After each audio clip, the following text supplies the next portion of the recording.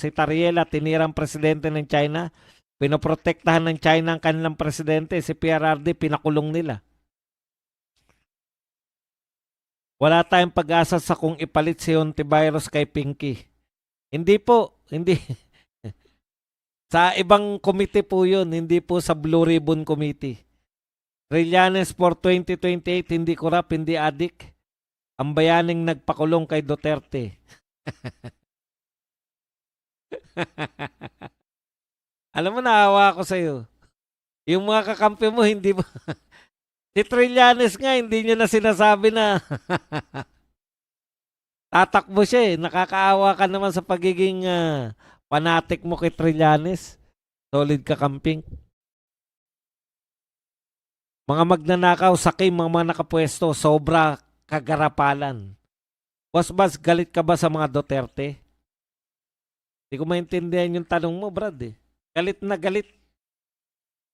Akong ipagtanggol ang Duterte. Yan. Ilang maletang basura pa ba ang kailangan para tanggapin nilang may ebidensya ang pangungurakot ng mga kawatan?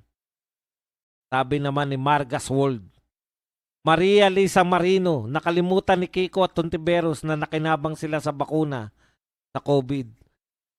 Kung pakikinggan lang natin si Kiko nung panahon ng COVID, dami po na dead sa atin. Galit po yan sa ano eh. Si Kiko po, ayaw nila no kwarentina.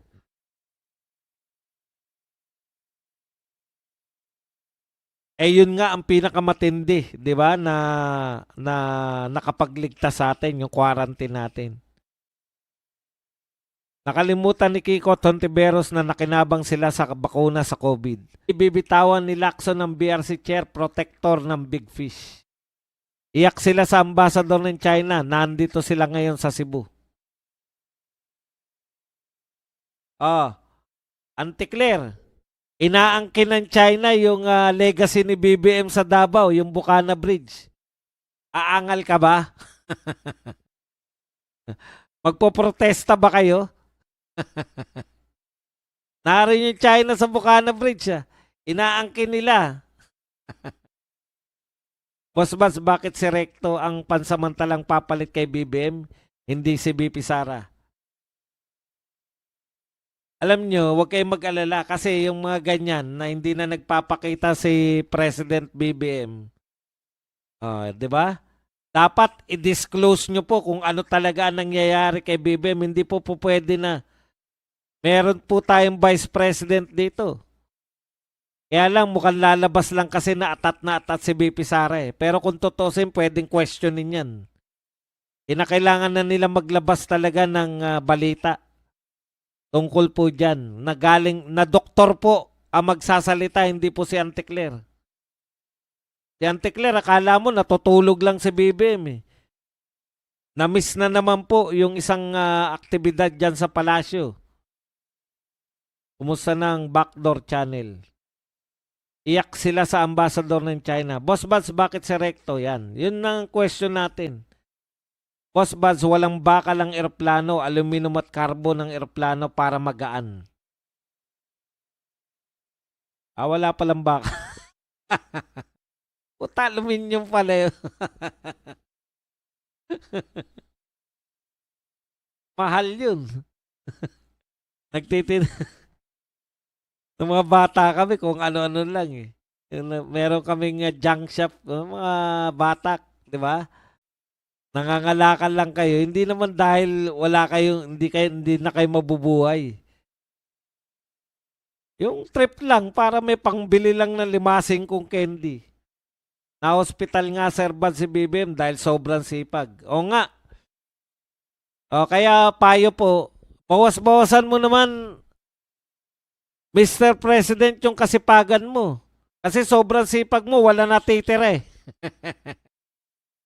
Bawas-bawasan mo yung sipag mo para natitira naman kami ng budget. Ang sisipag nyo magkakamag-anak.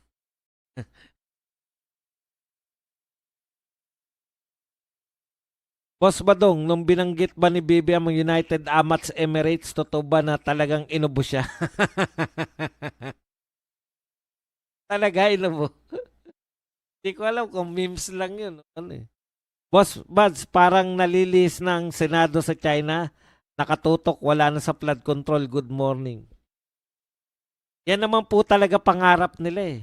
Pitawan na yung flood control.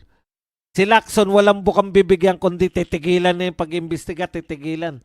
Gusto mo palang tigilan eh. Iba na pa upuin mo dyan sa Blue Ribbon.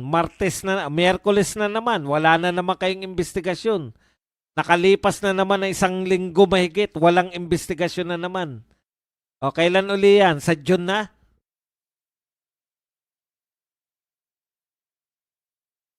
Boss Buzz, nag-iingay na naman si Gerber Luistro sa Batangas. Nakakasuka na. Parang wala lang sa kanya mga pinaggagawa niya. Ang press con ni Auntie Claire ay moro-moro lahat ng itanong ng mga reporter. Puro walang maisagot si Yusik. Puro itatanong ko pa at pasasagutin ko maya-maya. Pero tanungin mo yan tungkol sa Duterte. Alam niya lahat. Alam niya ang chismis, alam niya mga... May napanood akong vlogger na nagbulgar na ialok siya ng BBM vlogger. Ialok siya ng BBM vlogger. Biro mo may bayad pala 100% comment sa mga vloggers pag nag-comment ka laban sa Duterte. Kaya pala daming trolls. May bayad pala. Platinum boss ang hingin mo sa metalwork. Si Auntie Claire lagi sagot unang-una. Kala ko kasi nakakapagsubi sila ng mga kalakal ba. Boss Badong, bakit walang say ang ICC ngayon sa genocide ng Iran? Hindi nila kaya Iran. Pa-shoutout, Boss Bads. Yan, Sir Bads, pinsang ko naging troll ng kabila. Jobilin Bal Almero. O di, congratulations sa pinsan mo. May kita siya. Kaya lang yan yung kitangan eh. Nakakaawa nga yung mga bumaliktad dati, di ba? Yung kala nila may bayad sa Duterte. Balik sila, balik Marcos sila. Puta, wala palang bayad. Sising-sisi siguro yung mga bumaliktad eh. Amik, sorry. Late response, work mode is on, just listening. Unang-una, pero wala namang pangalawa. Boss Bad, si Basti po ba pwedeng tumakbong presidente? Oo naman, pwedeng-pwede yan. Good morning, Kuya Bads, watching from HK. Yan, Ena Castillo. Haba ng time, sinasayang ni Lacson ang paghanap ng mga buhayang dapat imbestigahan at ikulong. Sinasabi niya hindi pwedeng imbitahin si Martin. Hindi po pwedeng imbitahin si Martin kung yan ang pananaw mo, pero pwede siyang imbestigahan. Si Laila de Lima hindi nagpunta sa HOR pero natuklasan natin ang tawag niya kay Jonel ay Jonel. Dahil pwede mo namang imbestigahan si Martin na hindi dumadalo si Martin eh. Galit na galit si Vince Dizon sa matabang vlogger. Dahil inunahan daw siyang mag-imbestiga sa Ilocos Norte. Ikaw ba tinutukoy niya? Hindi po ako yun. Hindi lang po ako matabang vlogger. Iba po description sa akin pag ako po ang binabanatan. Yung poging medyo matanda ng vlogger. Yun, ganun po. Boss Bas, ba't kayong mga Pilipino wala kayong pagkakaisa? Puro kayo siraan. Ganun talaga ugali namin eh. Ugaling aso. Good morning, Boss Buzz. Watching from Taipei, Taiwan. Pa-shoutout po, Boss Buzz. Naka-background po kayo habang nagluluto ng pananghalian. Yan. Rich Cuds. Habang nagluluto ka, medyo pag hindi po masarap ng konti, dagdagan mo lang ng betchin yan. Yan lang ang katapat niyan. Sir Badong, karapatan din natin malaman na nangyayari kay Marcos. Wag nilang patagalin dahil yan ang gusto nila. Maraming paglilihis. Wag po kayong mag-alala. Sa mga nagsasabi po na may nabasa ako na imposible daw na maging state witness si Saldico. Bakit? Habang buhay ba kayo? Habang buhay ba kayo sa palasyo? Pag naging presidente si BP Sara, wala nang ibang pinakamagaling na state witness kundi si Saldico. Alam niya lahat. Boss Badong yan. Good morning, Boss Buds. Pabati naman po sa anak kong si Ann Christine Alcido.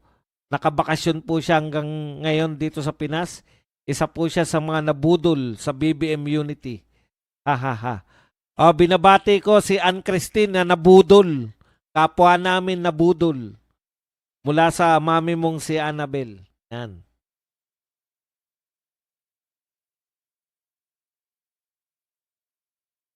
Jose Jr., Boss Badong, 2021 na-diagnose ako ng diverticulitis. Symptom is may dugo sa stool. Bawal alak, kape at maanghang. Ayun pala. Grabe pala yung sakit na yan. Saan mo naman nakuha yan, Jose? Sa ngayon po, wala na po tayong may sasagot dyan. Yung press ko ni Auntie Claire, nag-press sin. Pero walang sagot sa lahat ng tanong na reporter. Nagsasayang lang ng makeup at attire.